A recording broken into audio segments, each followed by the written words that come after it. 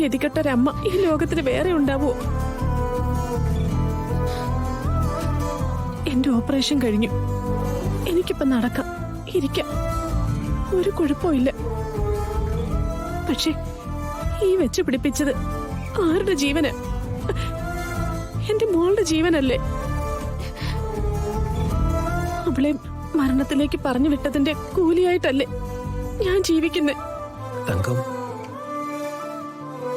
എപ്പോഴെങ്കിലും ഒരു തിരിച്ചറിവ് ആരെങ്കിലും എനിക്ക് തന്നിരുന്നെങ്കിൽ ഞാൻ ഇതിനൊക്കെ കൂട്ടു നിൽക്കുമായിരുന്നു. എന്നേ ഞാൻ മരിച്ചേനെ.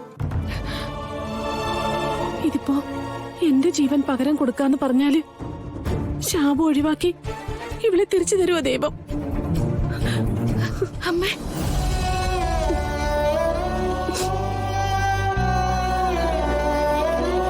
പലപ്പോഴും വേദന കൊണ്ട് ഞാൻ പുളയുമ്പോ അടുത്തിരുന്ന് നീ പറഞ്ഞിട്ടുണ്ട്, എന്റെ ജീവൻ നഷ്ടപ്പെടുത്തിയിട്ടായാലും അമ്മയെ ഞാൻ രക്ഷിക്കുമെന്ന്.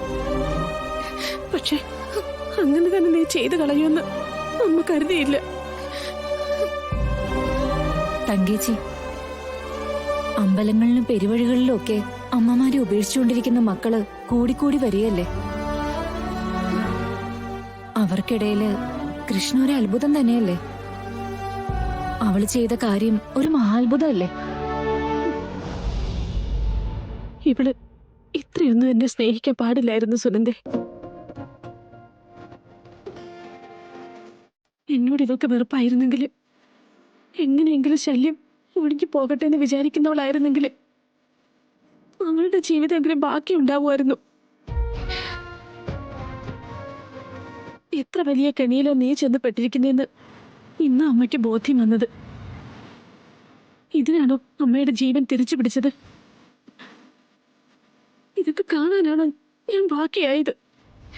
അമ്മേ, ഞാൻ പലതും പറഞ്ഞ് അമ്മയുടെ അടുത്തിരുന്ന് കരയുമ്പോ അമ്മ എന്താ എന്നോട് പറയാറ്? ഒന്നും നമ്മുടെ കയ്യിൽ നിൽക്കുന്ന കാര്യമല്ല. ജീവിതവും മരണവും ഒക്കെ ദൈവത്തിന് മാത്രം തീരുമാനിക്കാൻ പറ്റുന്ന കാര്യമാണെന്നല്ലേ? നമുക്ക് അങ്ങനെ തന്നെ വിശ്വസിച്ചൂടെ? നമ്മൾ ആർക്കും ഒരു ദ്രോഹം ചെയ്തിട്ടില്ലല്ലോ. എല്ലാവർക്കും വേണ്ടിയും പ്രാർത്ഥിച്ചിട്ടുണ്ട്. ആര് കരഞ്ഞാലും നമ്മുടെ ഉള്ളൊന്നും നൊന്നിട്ടുണ്ട്. എന്നിട്ടും ഈശ്വരൻ തരുന്നത് ഇതാണെങ്കിൽ നമുക്കത് കൈനീട്ടി വാങ്ങാം.